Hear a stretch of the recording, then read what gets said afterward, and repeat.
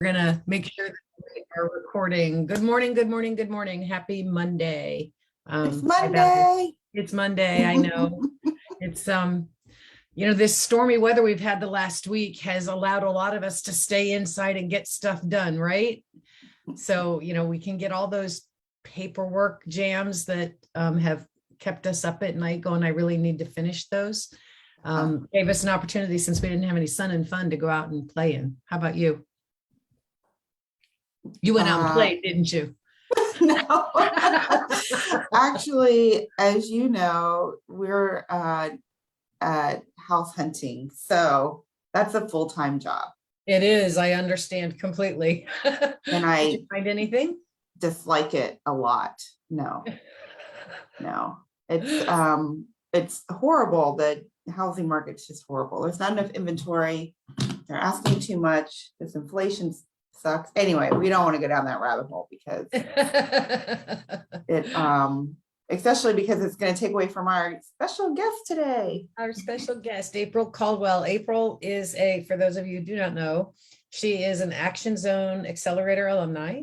She is also an Action Zone board member, as well as just an all-round good person that even before she became connected to Action Zone has always been right there. Must be something with the names that begin with A, because Amanda's the same way. Amanda Mulligan's the same way. It's like, you just throw yourself in and help wherever you're needed.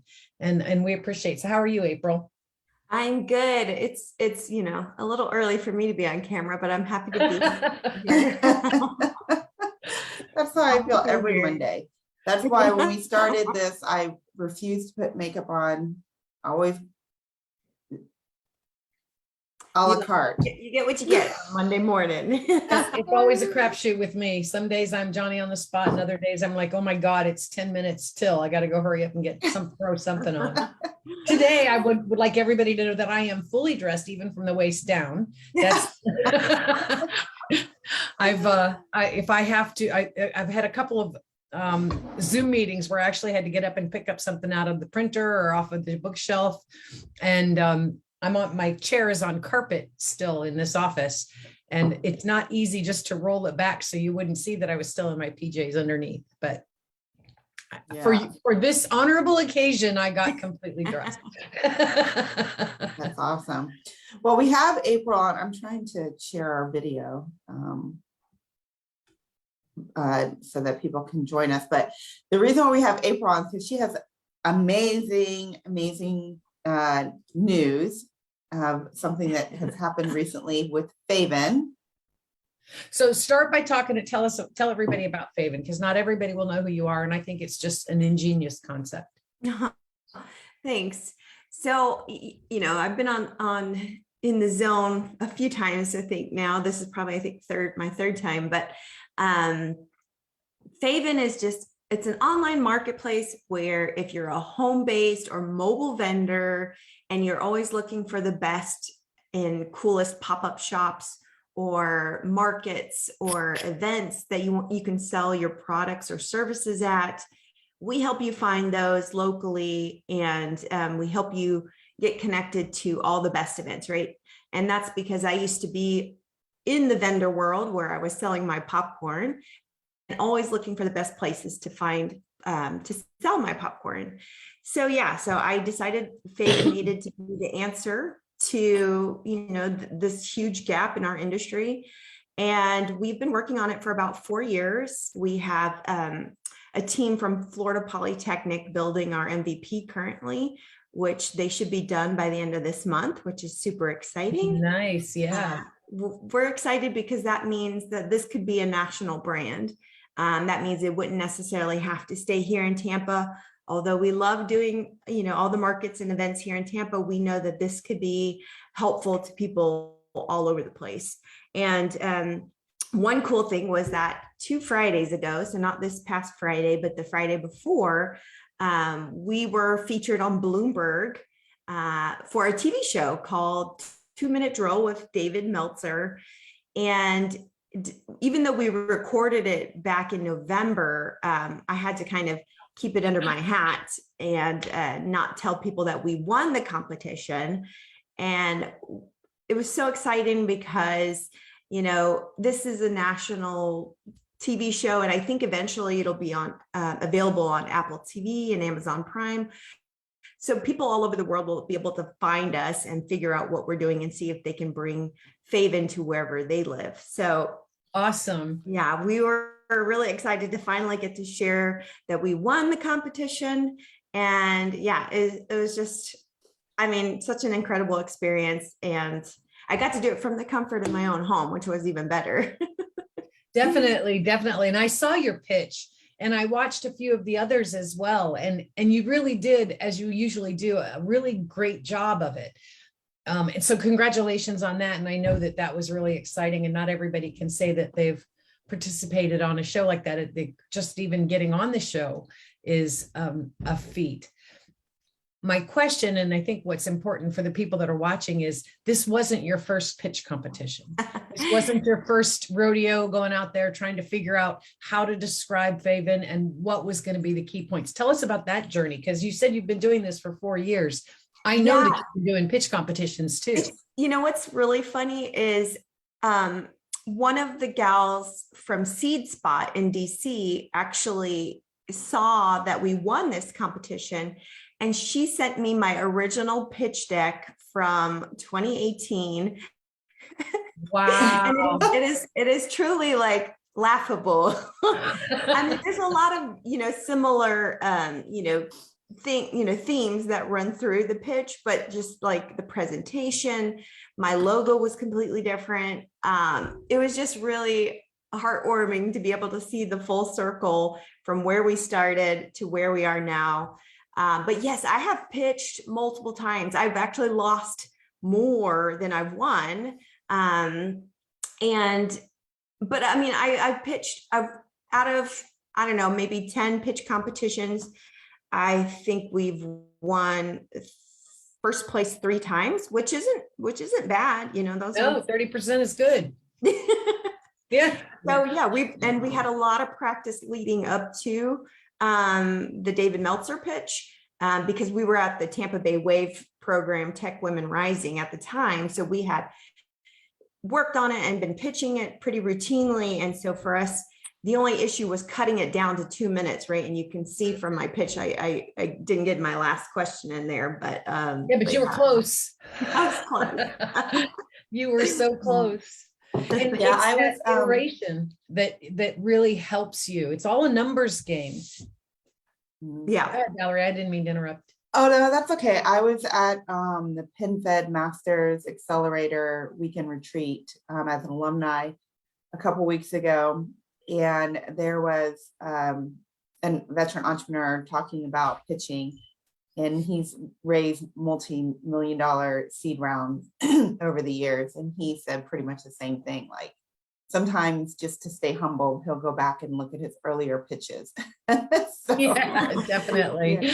yeah. And he's been in Definitely. the game a lot longer than you, April. So I'm sure that you're going to continue to accelerate in your pitch. Yes. Well, and it's an excellent forum for refining your pitch. You know, every time you do it, it's an experience that gets you somewhere, advances you somehow. And oftentimes, you know, the winning the prize is great, but the experience that you're getting and the people that you're exposed to every single time you do it is expands your network. I don't recall, April, you saying what the prize was. Yeah. So, you know, on the show, they say $50,000 in cash and prizes, which is, you know, it's true to a point. You know, not everything that glitters is gold, but it's a $10,000 investment. So we haven't worked out the terms of the investment yet from the VC company that's going to be giving us that $10,000. The rest is $40,000 in prizes. And, you know, that can mean various things from coffee and alcohol to virtual assistants for a couple of weeks. So yeah, I think it's all based on who their sponsors are and, you know, how they can help the winners of each episode. I think it's completely appropriate that some of it is coffee and alcohol. Because if there's one thing They know us, entrepreneurs right? need, it's coffee and alcohol. They live the entrepreneur lifestyle. Yeah. So how did you come across this opportunity? So I saw a couple military spouses had gotten on the show prior to me applying. So Monica Fullerton from Spousely, she was on an episode, and she didn't win her episode, but she was very encouraging about, me applying for it. Another girl, Brittany, was on it. She was pitching for another company that she's no longer with, but she did a really good job, and she actually won her episode. So I really just talked to her, asked her some tips and what she thought I could do to kind of get it in the bag. And she really helped me to do that. So just talking with her and making sure, she's like, go make sure you watch some previous episodes so you can see their feedback and do that before you get on there, and which was a huge help. So You definitely. That's cool. And so just in general, how do you to tell our audience, because we get asked a lot of times about pitch competition, like how do you go about researching them and finding them and then determining which one's best for fayVen? Because I can imagine it's just like anything, it's not one size fits all, and it's not every competition is appropriate for what your your future goals of fayVen are. Right. I think the biggest thing is you have to research who you are pitching for, right? So if you're pitching for an organization that, really cares about community, for instance, St. Pete Pitch Night, like that's, they're very community centric. They want to help companies that are helping other businesses in their area, right? So fayVen does that, right? But I wanted to make sure they saw those parts of fayVen. So I made sure to highlight those areas where we were working in St. Pete. We were showing like the community support. We were showing all these things that really made sense for them to give us the money so that they can highlight our brand. But maybe somebody else you're pitching for, maybe like David Meltzer, I don't know, it's obviously only 2 minutes versus the 6 minutes, which is a huge difference. Yeah. When you're pitching, you're standing there like, I have 6 minutes on stage and I have to fill up the whole time, and I hate public speaking, so I'm nervous as heck.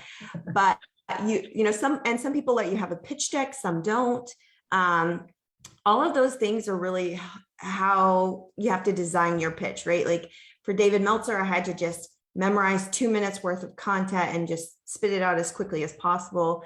But with St. Pete Pitch Night, I could take my time and I could look at the slides to remind myself where I was going with each slide. So I think it's just a matter of knowing your audience, knowing what they value, and highlighting that part of your pitch so that they can, say, yeah, you're a good fit for what we're doing. I love that, knowing what they value. It's really great advice. So yes, if I was going to pitch for like customer discovery. Exactly. Yeah, if I was going to pitch for like a Bunker Labs or a veteran-based company, I would highlight how we've helped veterans, and that just makes sense, right? Because that's what their values are, right? Helping veteran companies. So for someone who doesn't, admittedly doesn't like public speaking, and you pitch very well, because I've seen you in person and watched videos, what is some advice that you could give our members watching right now on how to overcome that fear, that stage fright, essentially, and knock it out of the park? So start small. Obviously, somebody asked me the last time I talked about pitching, how do you decide which ones to pitch for? And I'm like, well, pitch for them all so you get the practice, right? Like start small. Whoever, even if you're not pitching for money, just start with a smaller crowd. Like 1 Million Cups is a great way to start. I've done 1 Million Cups in St. Pete and Tampa, and they have a smaller crowd and they have really good feedback, and they can help you perfect your pitch. But then work your way up to those larger audiences and bigger funds, right? So like when I pitched for State College of Florida, I had gone through their veteran program, and that was my first pitch competition that I actually won money, and that was a really cool feeling for me. So, but it was a smaller crowd. We were in the midst of COVID, so everyone was there, but socially distant. So it felt like a different size crowd. But start small, work your way up. The more you do it, the more confident you'll be. You were there when I pitched for St. Pete Pitch Night. That was a bar full of people. Like there were a lot more people than I've ever pitched for was at St. Pete Pitch Night at Three Daughters. So that was intimidating, but practice. I think that's the key here is practice, practice, practice. One trick that I did was creating the pitch, right? Having it in front of me on my computer and recording it into my phone, and then listening to it over and over and over, like, so that I could just hear myself say it and say it along with myself. And then just walking around and doing it. Because if you sit down, you're going to be comfortable sitting and pitching. But if you actually stand up and you're walking like you would if you were on stage, whatever environment that you're potentially going to be in, try to mimic that in some way, so that you feel a little bit more safe when you're on stage in that environment. I love the recording yourself part, because that's what I do. Whether I'm going to do a speech or a pitch or whatever, I record it and then I listen to it over and over and over again. I put my earbuds in, I walk around the house, running or walking, whatever kind of exercise I'm doing, in the car, when I'm driving over the bridge to Tampa. I listen to it over and over and over again. And then I did the same thing when I was in the military, and I had to, practice my whatever for boards and such. So yeah, it must be a military thing. Well, it won't surprise anybody that I'm going to say this, but one of the things I think is really important is to deliver that pitch to others before you get to the people that are the most important. And so you can, ask a group of friends, say, I have to make this pitch and I really need some feedback. And that's really good, but you're going to hear things from your friends and family like, oh, that was great. And yeah, I really think I thought everything you said was perfect. And once in a while, those people that love you will say something positively critiquing so that you can better yourself. Join Toastmasters. Because not only do you learn the public speak, how, the best way to deliver public speeches, and all the leadership skills that they give you, but you can practice the actual pitches and presentations that you're going to make in front of your Toastmasters group. You don't have to, if you have something coming up. There've been oftentimes when we've had somebody doing a presentation and they'll show up and say, I just need to rehearse this as I'm giving this speech today. Talk to people that aren't those that love you most, because they'll give you the best critical feedback you need to get better. So, I always remember, my life is over. I always remember Eric Maltese from Immertech telling us about how he went out and talked to people on the street until 3 a.m. or something like that. Just making it so simple for anybody to understand, so that if it is a short one, obviously someone's not going to sit there and listen to you pitch for 6 minutes on the street, but but maybe just that elevator pitch. Well, what he did is the night before he pitched Rise the Rest, where he won the $100,000. He went to homeless people on the street, offered to buy them coffee or food or whatever, all through the night, and just rehearsed it repeatedly gave his pitch until everybody talked to understood it.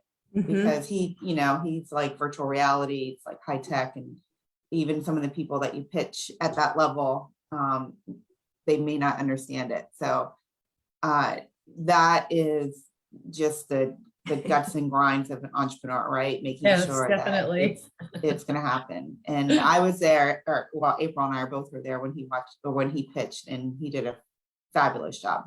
Even actually slowed down a little bit so people could actually understand what he's saying. 'Cause he talks. I like can't that. even imagine that. He speaks so quickly. His brain goes 150 miles an hour and his mouth just tries to keep up. And I when you're know. nervous, it's even worse, right? Like you're nervous, you have to Yes. make sure you time yourself right. So yeah, Mhm. it's hard to like keep pace whenever you're like super nervous too. So- Yeah.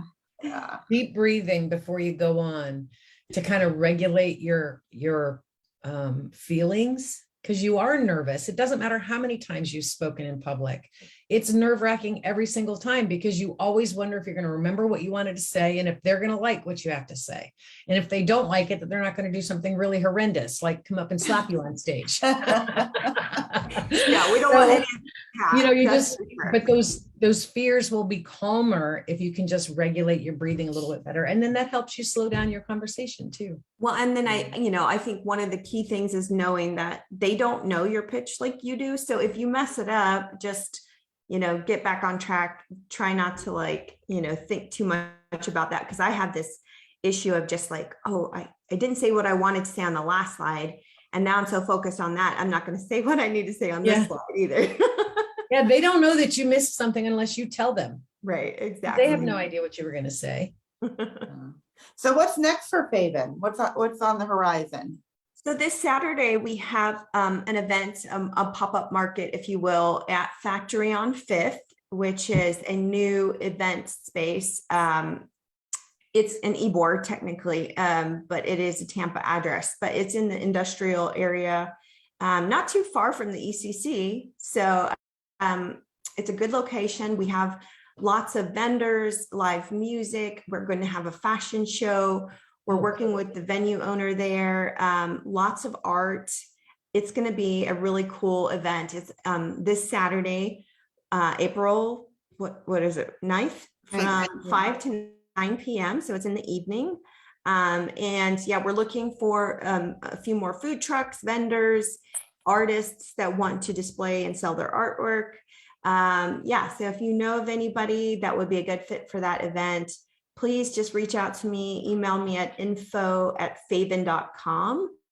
And I think we can drop that in the Facebook notes at the end. I also have a link to the Eventbrite tickets. If you want to just go as an attendee, they're $10. So you can get a ticket and go see all the cool art and really cool fashion show. It's going to be based on Mother Nature. It's a Mother Nature fashion show. So it should be really cool to see some upcycled pieces, some really cool pieces that mimic, Mother Nature. So it should be a really fun night. So is fayVen putting on that whole event, or you're No, we're just working with the venue owner to get vendors there and artists there. So that's actually what fayVen does, Yeah. So we're actually stepping more into our role and helping get those vendors there for this cool event. I'm glad you mentioned that, because that was one thing you did not say, and I wanted to remind you. I remember to ask this question. You talked about how that you are the source for artisans and home-based businesses to find space, but you also cater to the business world because they might have a space and are looking for vendors. You also provide services to them, right? Yeah. So, what I've learned along the way is that people who are just starting out, like creating their very first market, don't really know much about running a market, which is okay. They're still doing it, right? They're figuring it out along the way, which is how most entrepreneurs work. But I'm able to step in and be like, oh, we need to do an email campaign.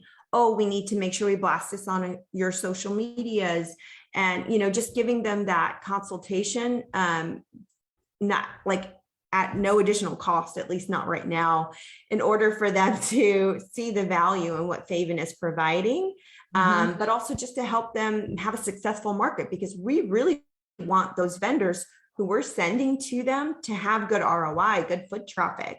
So the more we help those venue owners create a good market and market the event well, that means that the vendors are going to come back to fayVen and look for better events. So the more we can help make a good event for all those vendors, the more people will return to fayVen for those really cool events.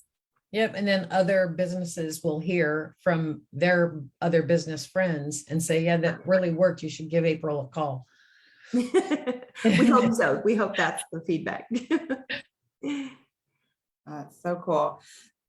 So what else do we have coming up soon other than, so for those of you who don't know, April, she is on our board. She manages all of our community outreach activities and then helps us research other opportunities that Action Zone may be eligible for so that we can continue ourselves as an organization, build and grow so that we can serve our veteran and military spouse and military family member entrepreneurs within the state of Florida, really.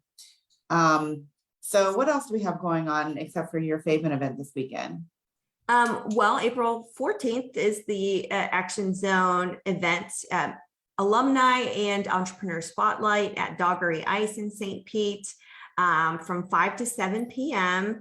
There is an Eventbrite out already on the Action Zone Facebook page, so you can get your tickets there. I don't think there's a cost to attend, so you should definitely come out and support your local entrepreneurs, veteran-owned businesses. And afterwards, we're going to go over to Descent Brewery and have some beers, and they gave us $1 off beers for the night. So definitely come out.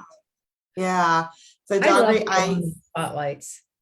What's I that? just love, I love the alumni spotlights. Me too. We love to, well, one, highlight, their business. But it's just fun to see where their journey has taken them. Yep, definitely. Yeah, the stories are really incredible, and you can see how they've been woven into our mission with Action Zone, and just seeing like how they've grown is really cool and inspiring. And we get that message a lot. Like anytime we do one of these spotlights, they say, "Oh, that was really great. I hope one day I can be in the spotlight too." Yeah, I've heard that several times too. Yeah, well, we're going to be working on our calendar of events. So if anybody has a brick and mortar business that they would like to share with the community, they can reach out to us at info at actionzonetampa.com. And that is anywhere within the Tampa Bay area. We can do that. Even in South Florida, because our second office, if you will, is in the South Florida area, so we can make that happen. Or in Pasco and Hernando County, because we come up here too. Yeah, well, I include them as Tampa Bay, right? Isn't Tampa Bay the 11 surrounding counties of Tampa? I don't know. Yeah, I think that Tampa Bay is, well, anyway, we include Hernando and Pasco when we say Tampa Bay. Yeah, I'm really excited about Doggery Ice because just, I don't want to give it away, but the history behind the name Doggery Ice is really cool. How Cliff and his wife, Tina, both Air Force veterans, came to want to be owners of a craft ice making business. And then, anyway, lots of good but you'll have to come out to hear the rest of the story. It's going to be exciting. As a matter of fact, April and I have a meeting with Cliff shortly after this so that we can nail down some final details. I'm just so excited. Yay. I think for people who are watching now or later when they watch the video, the interesting thing about all of our alumni, but particularly about Cliff, is who would have thought you could have made a successful business making ice, right? It's like that's ice is like since the Ice Age, we've had ice. And yet it's just a testament to it's innovating everyday things that we need to use. And craft ice is an innovation that I'm sure there are other companies like it across the country, but Cliff had a passion and it involved the use of ice and the quality of the ice. So when people are thinking about their business idea, they go, "Oh, nobody be interested in that," or "That's just, why would anybody want that?" You won't know unless you try. Right. Yeah. Well, ice snobs is a real thing. I learned that a couple of years before Cliff had I would started never down know this that. journey. Yes, believe it or not, it is a real thing. And as a matter of fact, one of our very best couple friends, mine and Jeremy, they just bought a refrigerator that spits out the sphere ice, though not as big as Dogger ice, but big enough to Yeah.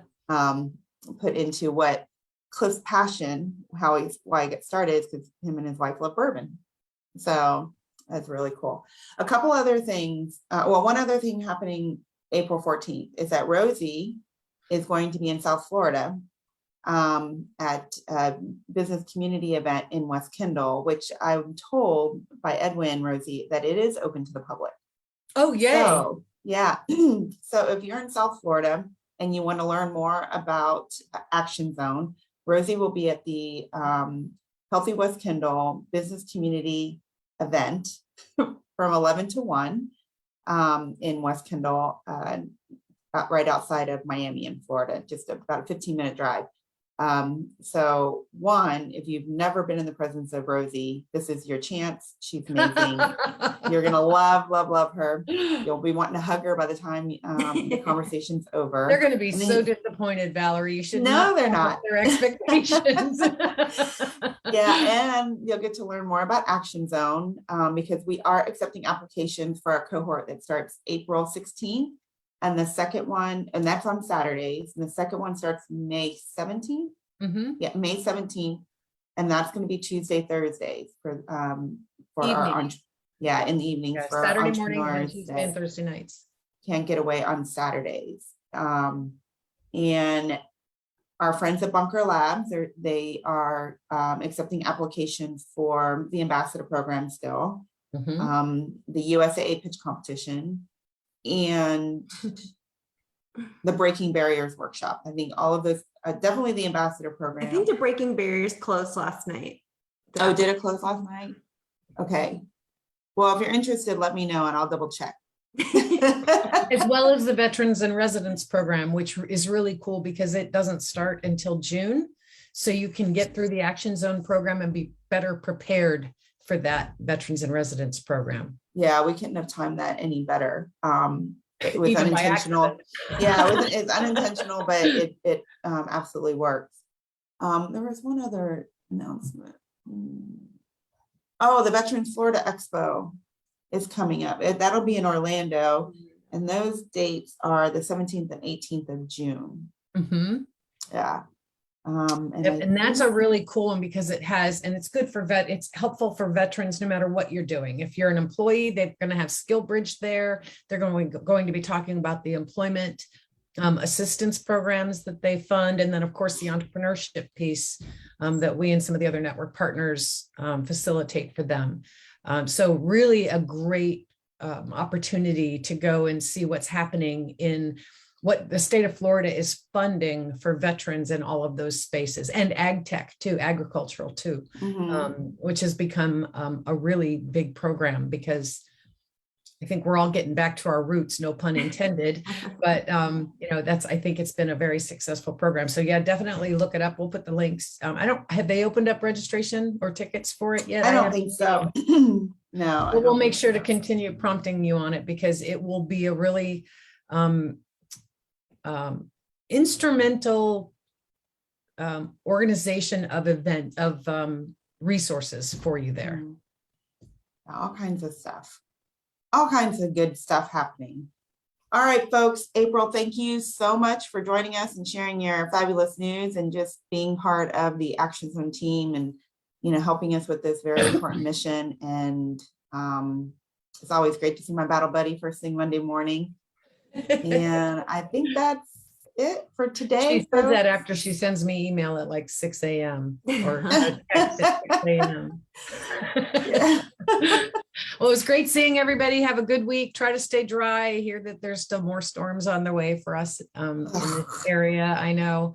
Valerie and I both got stuck in Nashville on Thursday, but that was so much better because I have dozens of friends on Facebook that didn't make their cruises on Saturday and Sunday because they couldn't get to Florida. So, oh no. So I'm grateful that we only had to spend one more day in cold Nashville and that we got back before it got worse and got stuck there too. For sure.